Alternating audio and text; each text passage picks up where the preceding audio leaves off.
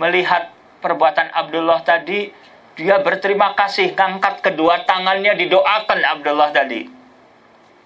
Sambil dia terharu nangis ibu tadi. Ya. Setelah kejadian tersebut dalam film tadi, langsung habis filmnya. Gambaran tadi dia hilang dari dia, tapi dada dia sudah lapang. Dan dia teringat hadis Nabi SAW, "Man kana akhiru kalamihi la ilaha illallah dakhalal jannah."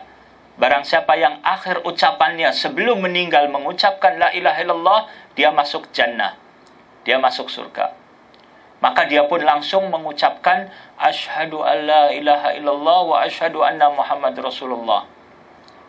Air masuk ke dalam mulutnya, ke dalam tubuhnya, akhirnya dia pingsan. Sebelum dia pingsan, dia sempat mendengar ada temannya yang memanggil adiknya yang namanya Haitham. "Haitham, mana Abdullah kakak kamu, kok belum muncul-muncul dari kolam renang?" Adiknya bilang, "Biarkan saja, dia memang senang menyelam. Dia senang menyelam." Tapi adiknya ini setelah lama ini tidak muncul juga, khawatir, gelisah, dan dicari dalam kolam renang, didapati dalam keadaan pingsan. Menurut perkiraan adiknya, sejak dia masuk ke dalam kolam renang itu, hampir sekitar 15 menit lamanya. Segera ditarik keluar, kemudian kepalanya sudah berbalik ke belakang, posisi kepalanya. Patah lehernya sampai 5 kali patah. Jadi doa orang tuanya dikabul oleh Allah Subhanahu wa taala. Orang tuanya sendiri yang mendoakan supaya anaknya patah lehernya. Maka hati-hati kita sebagai para orang tua. Sebandel apapun anak kita, jangan sekali-kali mendoakan keburukan untuk anak. Nabi SAW melarang. Jangan kalian mendoakan keburukan untuk anak-anak kalian, untuk karyawan kalian. Kalau suatu saat antum punya karyawan, punya tenaga kerja, orang yang kerja, jangan didoakan yang buruk. Terhadap harta benda kalian dan lain sebagainya, jangan didoakan keburukan. Nabi SAW juga bersabda, ada 3 doa yang mustajab, tidak ada keraguan padanya. Doanya musafir, doanya orang yang dizolimi, dan doanya orang tua atas anaknya. Jadi kalau kita sedang musafir, jangan lupa untuk banyak berdoa kepada Allah Subhanahu wa taala untuk kebaikan kita, kebaikan keluarga kita, dan kebaikan umat Islam pada umumnya, kebaikan teman-teman kita. Kemudian juga doa orang yang dizolimi mustajab. Ini juga menjadikan kita untuk lebih hati-hati. Jangan sampai kita mudah menzalimi orang lain.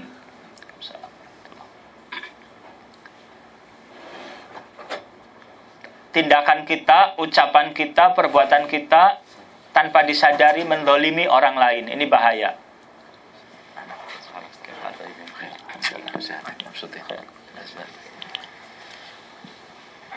Yang ketiga tadi doanya orang tua. Ini juga pelajaran bagi para orang tua, jangan sekali-kali mendoakan keburukan untuk anak. Anak kadang disuruh tidak patuh.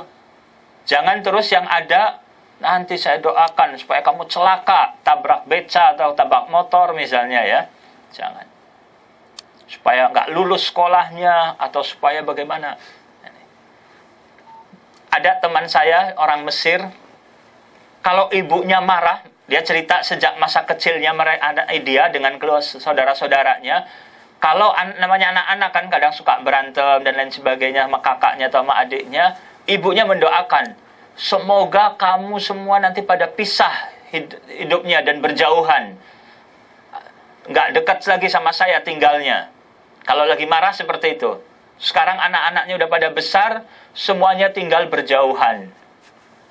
Ibunya saja yang di Mesir, anak-anaknya ada yang di Damam, ada yang di Jeddah, ada yang di mana gitu, jauh. Doanya benar-benar dikabul. Nah, Sekarang ibunya bilang, ayo kamu pada pulang aja, kumpul gini. Anak-anaknya bercanda, dulu ibu kami lagi kecil doain supaya jauh katanya gitu. Ya. Kembali setelah itu Abdullah dibawa ke rumah sakit selama 4 tahun dirawat di rumah sakit. 4 tahun lamanya dirawat di rumah sakit. Karena dia juga bukan warga negara sini ya, dia dari Yaman, biaya rumah sakit juga besar. Ayahnya menghabiskan 500.000 real Saudi. Kalau uang kita sudah 1 miliar lebih habis untuk perawatan anaknya ini. Abahnya pun, ayahnya menangis, sedih karena anaknya yang dicintainya lumpuh. Jadi ketika dia doakan, dia tidak dengan sengaja pingin senang anaknya lumpuh, tidak. Tapi itu keluar di luar kontrol saja. Tapi Abdullah sabar dan dia melarang siapapun menyakiti ayahnya, menyumpahi ayahnya. Ayahnya tidak salah. Saya yang salah karena saya bandel, akhirnya membuat orang tua sampai mendoakan, lupa. Ayah saya orang baik, dia ahli puasa di siang hari, ahli sholat malam, rajin sholatnya, banyak berzikir kepada Allah, tapi dia bukan malaikat yang tidak punya salah. Dia manusia biasa yang bisa khilaf. Dan ini sudah takdir dari Allah subhanahu wa ta'ala yang harus saya terima. Jadi dia mantap menerima musibah tadi, tidak dengan frustasi, patah hati. Orang kadang tertimpa musibah itu tidak mudah. Kadang tertimpa musibah sebenarnya tidak berat, tapi bagi dia berat. Dia mencintai seseorang, melamar nggak diterima, waduh patah hati, bisa sampai bunuh diri misalnya kan. Dianggap nggak ada lagi perempuan selain dia misalnya. Tapi bagi orang yang punya iman kuat, itu musibah yang berat pun terasa bagi dia ringan. Malah dia bersyukur kepada Allah subhanahu wa ta'ala atas musibah tadi. Dia tidak mencari musibah. Tapi ketika musibah sudah datang, dia lihat hikmahnya. Banyak hal-hal positif di balik musibah tersebut, sehingga dia bersyukur kepada Allah subhanahu wa ta'ala. Walaupun dia berusaha, orang yang tertimpa musibah, untuk menyelesaikan musibah tadi, untuk mencari jalan keluar. Kalau sakit, bagaimana berusaha untuk sembuh misalnya. Tapi dengan jalan-jalan yang disyariatkan. Jangan ingin keluar dari musibah dengan jalan pintas, dengan jalan yang dilarang oleh syariat. Pergi ke dukun, pergi ke paranormal misalnya. Sudah ke dokter sekian lama, nggak sembuh-sembuh. Akhirnya perginya ke dukun misalnya. Itu dilarang. Sejak hari pertama, ini tenggorokannya ini, lehernya dilubangi di rumah sakit untuk dibuat nafas buatan. Karena paru-parunya sudah rusak, kemasukan air, dan juga akibat merokok, maka dilubangi lehernya itu, tenggorokannya untuk dibuat nafas buatan. Selama 9 bulan tidak bisa berbicara. Jadi orang yang dibikin nafas buatan itu, dilubangi, kalau kita lihat di rumah sakit, itu tidak bisa berbicara. Jadi dia merasakan penderitaan di samping sakit lumpuh, juga dia tidak bisa berbicara. Itu juga suatu penderitaan jiwa juga. Ketika dia mau makan lapar, nggak ada orang yang ngerti misalnya. Ketika disuapin, udah kenyang pun dia nggak bisa bilang sudah kenyang.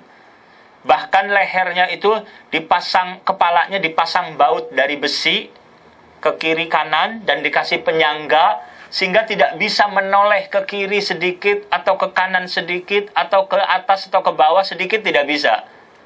Pandangannya hanya tetap saja segitu selama 7 bulan. 9 bulan tidak bicara. Dioperasi selama 16 kali operasi. Yang 1 kali operasi itu lamanya minimalnya 11 jam.